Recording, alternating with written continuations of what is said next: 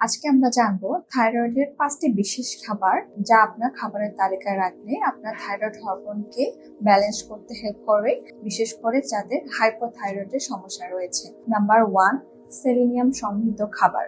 সেলেনিয়ামের সবচেয়ে ভালো সোর্স হচ্ছে ব্রাজিল নাট। আপনি যদি দিনে 2টি করে ব্রাজিল নাট পানিতে ভিজিয়ে খেতে পারেন, এতে করে আপনার 100 থেকে 200 mcg পরিমাণ আপনি সেলেনিয়াম পাচ্ছেন। সেলেনিয়াম থাইরয়েড ফাংশনকে ইমপ্রুভ করতে হেল্প করে, পাশাপাশি থাইরয়েডের যে দুটি হরমোন রয়েছে T3 এবং T4 প্রোডাকশনে ইমপ্রুভ করে। নাম্বার 2, আয়োডিন সমৃদ্ধ খাবার। বইয়ের মতে পৃথিবীতে প্রায় 2 মিলিয়ন পিপল রয়েছে যারা আয়োডিনের অভাবে থাইরয়েড সমস্যায় ভুগছে। এক্ষেত্রে আপনি আয়োডাইজ লবণ এছাড়া সি উইড যেমন কেল্প, নরি এবং স্ট্রবেরি খেতে পারেন। নাম্বার 3, অ্যান্টিঅক্সিডেন্ট সমৃদ্ধ খাবার যা আপনার বডি থেকে অক্সিডেটিভ যে স্ট্রেস আছে সেটা রিলিজ করতে হেল্প করবে।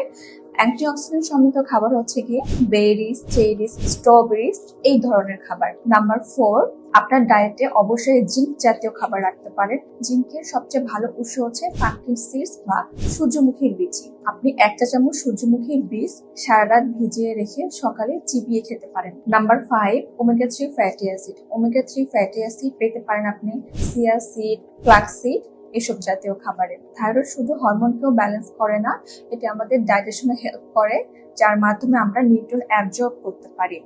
থাইরয়েডের প্রবলেমের কারণে আমাদের অনেকে চুল পড়া হতে পারে, কনস্টিপেশন হতে পারে এবং আমাদের ফুল বডি পেইন হতে পারে। আপনি যদি থাইরয়েড হরমোনকে কন্ট্রোল করতে পারেন তাহলে আপনি এসব সমস্যাকেও কন্ট্রোলে রাখতে পারবেন। তাই আমরা বলতে পারি proper nutrition equal better hormone plus healthy life.